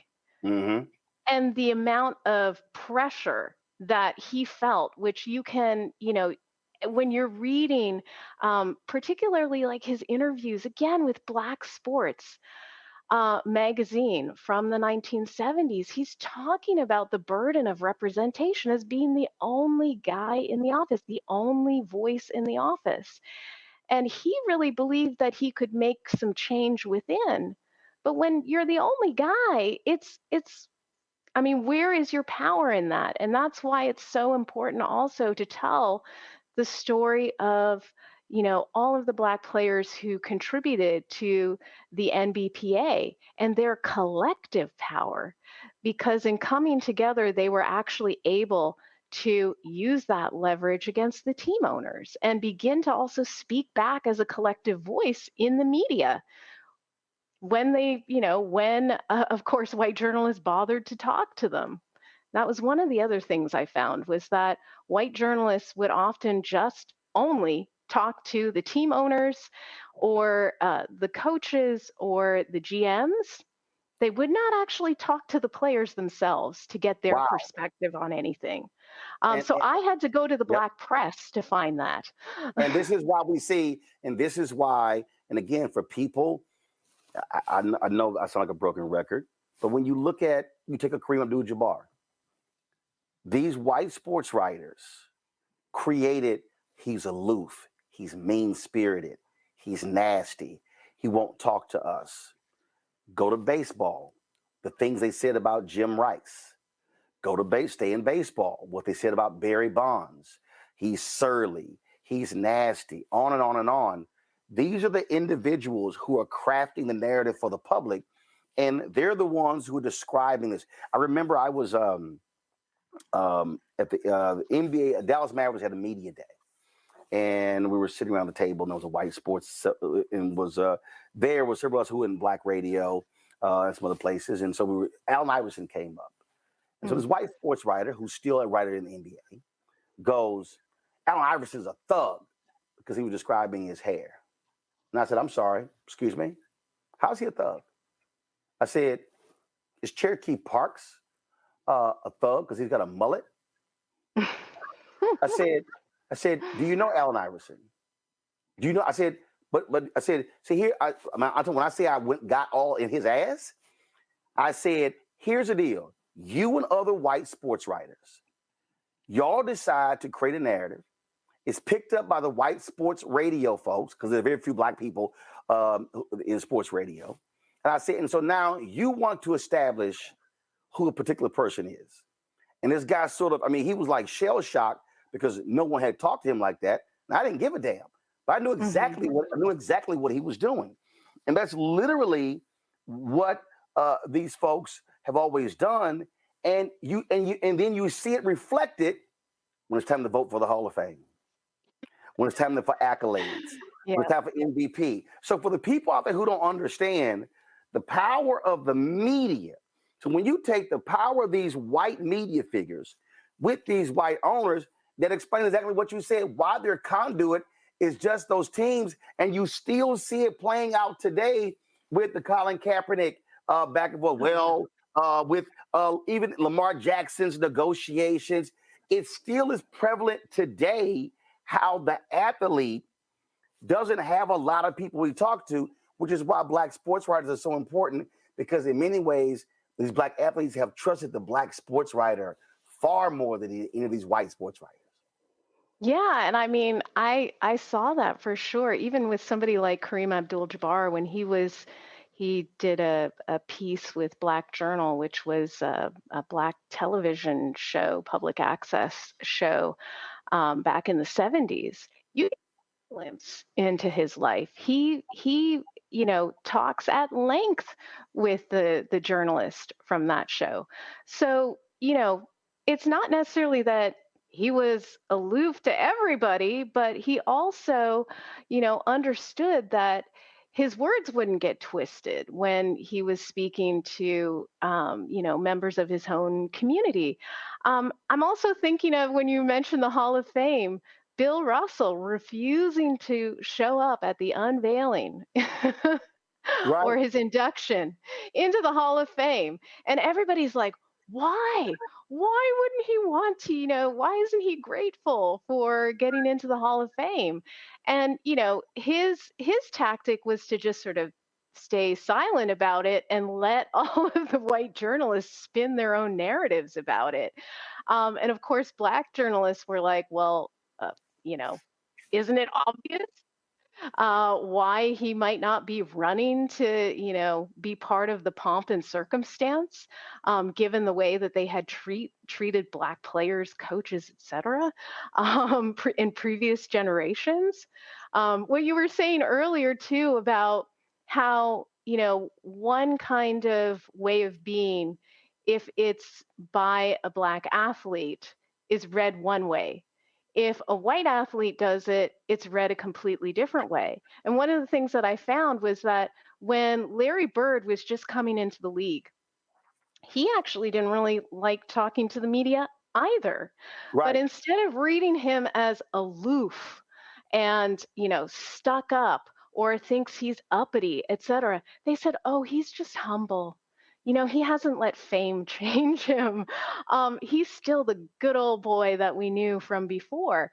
And this is all the media that's generating this. Larry Bird wasn't necessarily saying that, but they had created this narrative for him as the humble, unassuming athlete. And of course, the hardworking athlete. That's the other flip side of this, is that Black athletes are often seen as folks who don't need to try that hard because they've got natural talent. So therefore, they're not working that hard, which is completely ridiculous. But again, it's this racialized narrative that continues to show up, decade after decade in sports journalism.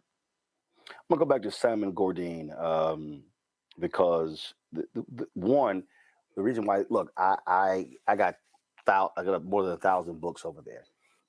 I've read a heck of a whole lot about a lot of people, and to your point, I had no idea about him, no idea about what he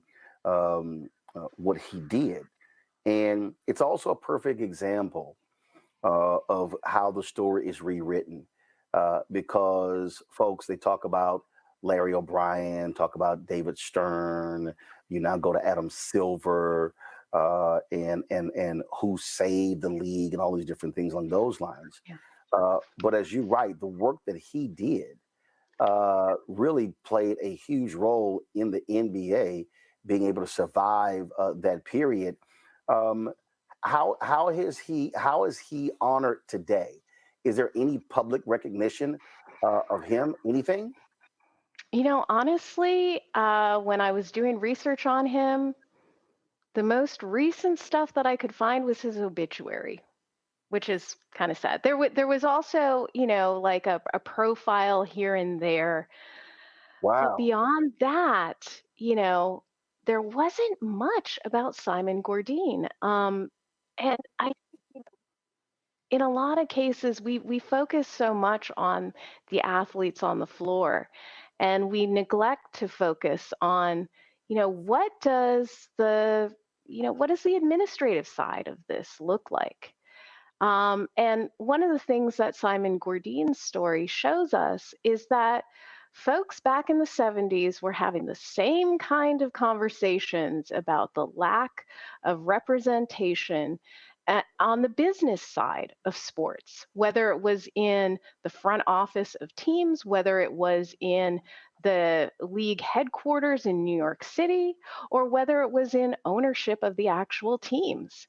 And so when he got bypassed, in the mid 70s, and they decided to hire Larry O'Brien to become commissioner, in a sense, they passed him over. And folks at the time, especially Black journalists and the players themselves, were kind of like, wait a second, this guy was the heir apparent. He was the deputy commissioner to Walter Kennedy. He had been working with the league for years and had the level of experience and also had a good relationship with the players. But he gets passed over for Larry O'Brien. And, there are calls at that point in 1975 to, boycott the league. And Reverend Jesse Jackson, in an article that came out, around the same time, said, look, we need to look at sports, look at the business side of sports, and recognize that there is something called vertical segregation, meaning that the vast number of African Americans involved in the sporting industry are the folks on the court, on the field, etc. But the further up the chain you go, especially if you follow the money and you follow the administrative control, it becomes essentially lily white. And so it's amazing that now 50 some years later, we're still having the same conversation. And again, it is so interesting because I know, matter of fact, I just sent him a text. I mean, I know Mark Tatum, who's the deputy commissioner of the NBA, who's African American, and had no idea that there was a previous deputy commissioner who was Black to him. No way. No, I mean, like literally. That's actually a crime in my Literally. eyes. I absolutely had, Yeah. I had no idea. No idea. So that's just one of the things that is just so Gordine, O'Brien comes. Does he stay? Does he go? Gordine stayed on. He actually stayed on in the league until the early 80s, I want to say. And then he left to go into private industry. But he was around for a long time. He was around for a long time. He had a long-standing, good relationship with the NBA. He was universally liked by folks, the players, and the administrators. So again, it's one can't help but see that race was involved in this, and also too, they wanted to hire Larry O'Brien because of his political connections in Right. DC. You know, he was the guy who could potentially get them past this whole merger debacle and get the Sherman antitrust waiver to allow the ABA and the NBA to merge. And that's really what they were hoping. And they worried also at the same time about having a Black commissioner when they were still in the midst of, this protracted labor struggle and legal struggle with the MBPA, which was majority Black. Kermit Washington. The reason I am very familiar with that story, I'm born and raised in Houston. Grew up a Houston Rockets fan, and everyone remembers that punch, Kermit Washington against Rudy Topjanovich. But you detail how deep and widespread that one punch went when it came to the policing, if you will, and of Black players, but also how it established this notion somehow that all of these players were violent criminals roaming the court looking to knock folks out. I'll sort of laugh at that, considering we're talking about the same people who covered hockey, where fights was just so commonplace, where they were part of the game. Yeah, and I'm Canadian, so I grew up watching hockey. I grew up watching the brawls, the gloves coming off, the helmets coming off. Really? You're like, really? I mean, I mean, the punch was savage, but it's like, really? And I mean, the thing is, it wasn't necessarily in the context of a major brawl, right? Right. The extant footage of the actual punch and all of the memories leading up to it, show that this was something that was not premeditated. No, right? I remember he ran up to him. I remember he runs up to him, and Washington just wheels around, and I guess sees him in his sort of periphery, and it hits him in the face. Yeah, but what was so striking about that case was how it, really started all of this discourse. And actually, the discourse had even started before that infamous punch, of Black players who were these big guys. And they kept emphasizing over and over again how big basketball players had gotten, and the fact that this was so dangerous now, and they needed to really clamp down on this fighting because it was just not good for the league. And at the same time, if we're thinking about, a comparison in hockey, this is the time of all-out brawls in the 1970s, and there was very little punishment actually happening in the context of the NHL.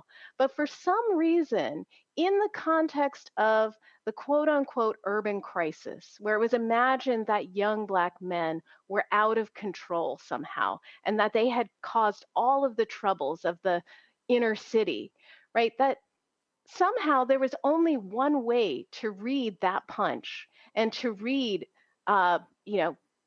Black players becoming involved in scuffles on the court, and that was as a criminal act. And that's really the moment when those fines just get bigger and bigger and bigger. Now, I'm not saying that, I want to see fighting all the time on the court. We're certainly not denying that the punch actually happened, but it's interesting how it became racially weaponized against Black players. But it's not. the reason it's not shocking. Again, it is because because what this reminds me of is a so-called, and many times they were lies, a so-called criminal act that literally led to white folks killing scores of Black people. Tulsa, lynchings, other race riots. And so the actions of one Black person then becomes the entire race. And so the reaction is, must clean this mess up. We can, look, it repeated itself, Malice in the Palace. It repeated itself in the NBA. And again, I know somebody watching like, why does he keep going back to it? Because I'm trying to explain to people the role of media. Okay? What happened when what happened when David Stern changed the dress code? We need them coming dressed in suits because they were wearing, they're looking too hip hop. The hairstyles. What you've always had are white owners and white media policing Black bodies. And when one thing happens, it's emblematic of everybody, and now we must change this, or it's going to somehow just destroy the league and destroy America and destroy civilization. That literally is how it has been framed since 1619. And what was so interesting when you read the Black players' comments on the punch and on fighting in the NBA in the late 70s, they're actually the ones who say, look, especially the veteran players who had been in the league even in the 60s, they were like, actually, the league used to be way worse.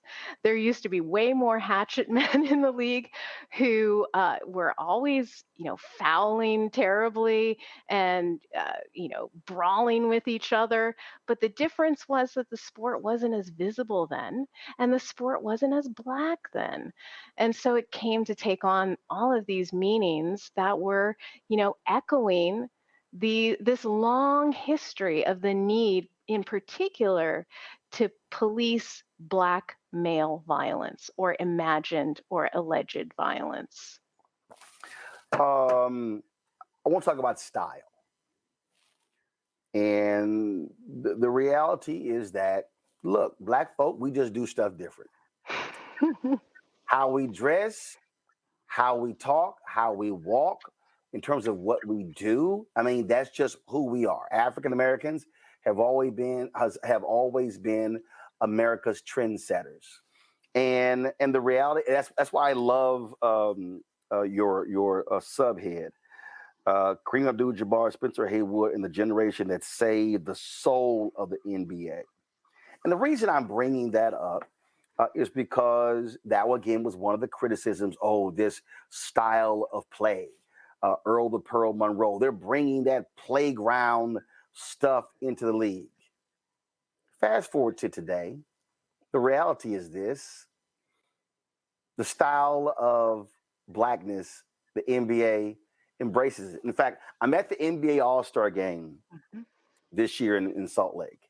I've been a guest of the NBA for the last several All-Star games, probably going back 7, 8, 9 years. And I'm sitting there, and so during the All-Star game, music is always playing. So because it ain't a real game, all right? It's just really exhibition. And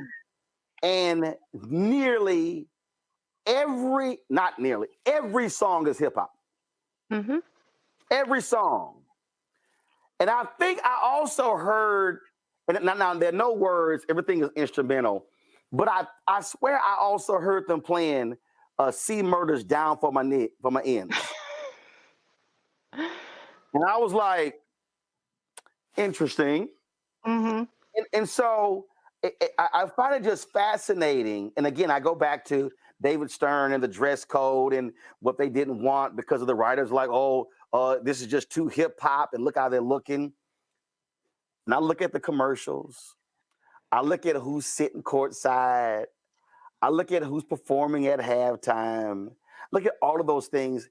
And the reality is, all of the things these people said they hated about these black ball players, it is on full display today. Yeah, absolutely. I mean, we know who won that. We know who won that battle. Well, But, 80% of hip hop is bought by white people. Exactly. Well, and that's one of the things that we have to remember about David Stern was that, whatever else we say about his management style, he understood, having been with the league from the early 1960s, or at least, working as external counsel and then becoming part of NBA administration belatedly, he understood that this league, for better or for worse, from the fans or the team owners' perspectives, was going to be a black league going forward. And so either they had to lean into that and figure out how to monetize that, or, they wouldn't have anywhere to go. And so at the same time that you have the increasing blackness of the game on the court, you also have, hip hop becoming more mainstream. And Mm-hmm. so, Stern sees an opportunity there to sell to the US public a curated black aesthetic, one that's exciting to watch on the court, the style, but devoid of any kind of political content, right? And it creates these kinds of boundaries so that when black players in the next generation, you mentioned Allen Iverson and the like, they come in the mid to late 90s, and they're like, okay, this league will accept blackness. And so they just are themselves and are repping their culture. And all of a sudden it's too much, right? Because they've gone outside of those carefully crafted boundaries of It's still like them acceptable saying, blackness. right. And what it is like, okay, we get to decide, it's sort of like a buffet. We want this amount of blackness. No, I don't want too much black. Because here's the deal, and this is, and people don't understand this here. Same thing happens on the news side. When you have these networks who want to appeal to black viewers. But then it's like, oh, no. We say we can't be too black because see, then we can't get the white advertising dollars. So they want just a certain amount of blackness. Mm-hmm. Mm-hmm. I mean, I saw that, you mentioned going to the All-Star game. I went to the All-Star game in 1997 as one of the Raptors dance pack members, because I have a sort of long history with the league myself, having been an NBA dancer from 1996 to 1999. Mm-hmm. And so I saw, even from the perspective of, being on the dance team, how much, those boundaries mattered. So when we first started out, back in the, I think I came in the second year that the Toronto Raptors were in existence. And at the time, it was Isaiah Thomas who was the GM. The ownership was sort of changing hands, but it was almost run like a startup. And we were given so much freedom in terms of how we presented ourselves. So much like Iverson, we showed up wearing bandanas. We had, the mechanic suits. We had like the combat boot style, shoes and whatnot. And we danced to, the latest hip hop. Then a few years later, when the team was bought by Maple Leaf Sport and Entertainment, you could sense a real change in the marketing of the team. We ended up at a brand new arena, which was fantastic. But at the same time, it became very clear that as the dance team, as part of this wider show, that we would have to perform a safer image. So we started dancing to Motown, which, hey, I love dancing to Motown, but that was considered safe, family friendly. We would dance to Will Smith, not Busta Rhymes or Biggie Smalls, or, it would be the cleaned up version, or as you said, the instrumental version. And it became very clear that we were catering to the folks who owned the seat licenses on the court, the corporate boxes. Again, mostly a white male audience, rather than repping, hip hop culture in Toronto. Those folks were sitting up in the nosebleeds. And so even from that perspective, I saw how narrow those boundaries were in terms of presenting a certain kind of image to the wider public.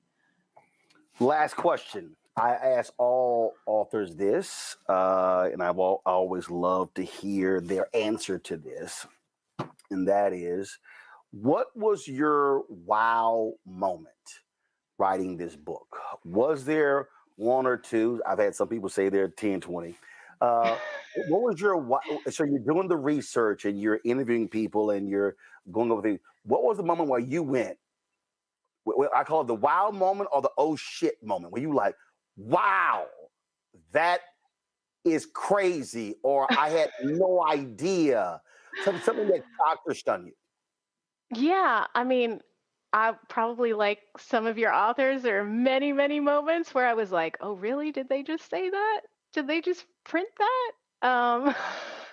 I mean, what struck me was the amount of struggle that was ongoing in the league in the early 70s, and it was all Black led. And, I could only include a certain number of stories in the book. I have files of other incidents where players were just refusing to go on the court to contest unfair contracts. So that struck me. On the flip side of that, and I just did a reading for the book in Baltimore, and one of the things that I found in the Larry O'Brien papers was a memo from a league administrator to the NBA office in New York, saying, well, as part of this anti-drug program that they had put together in the early 80s, we should have teams visit maximum security prisons that are nearby. And they said, even though, we're going to pitch it to the player as, part of their community service work, what we really want them to see is just how bad it is in prison. So it was almost like they wanted to scare them straight. Wow. By sending them to nearby, like literally, this was something that somebody thought was a good idea. I don't know whether it actually came to fruition at all, but somebody was thinking it. And that was a moment when I was like, whoa, okay, they really do see these players as criminals. Wow, that is amazing. Well, Theresa, I must say, okay, one last one. So you were a dancer. So was your interest in basketball before you became a dancer? I mean, how did you say you grew up in Canada? You grew up hockey. It ain't like y'all had a basketball team for a long time. Well, before where did your interest in basketball come from? Well, before Toronto ever had a team, I used to watch the Knicks all the time. So, we still. My apologies. I know, right? What a team to pick. But I loved basketball growing up, and that was the sport that all the kids of color watched who grew up in Canada. I actually used to skate when I was younger, but I never really was a hockey fan. But I was an athlete. I was also a trained dancer, and so when I went to graduate school to begin to look at African American history, I was like, I would rather read about you know what Black athletes were doing and looking at the racial dynamics of sport than studying other aspects of the history. Because for me, that was just something that I grew up enjoying. I grew up being immersed in. It was just sports 24/7 when I was growing up. Well, Black Ball, Kareem Abdul-Jabbar, Spencer Haywood, and the generation that saved the soul of the NBA. Absolutely fascinating. I hope folks check it out. And it is certainly a side of the NBA and the Black athlete a lot of people may not be aware of. And hopefully they will learn a hell of a lot more. Theresa, we certainly appreciate it. Thanks a lot. Thanks so much. Thanks for having me.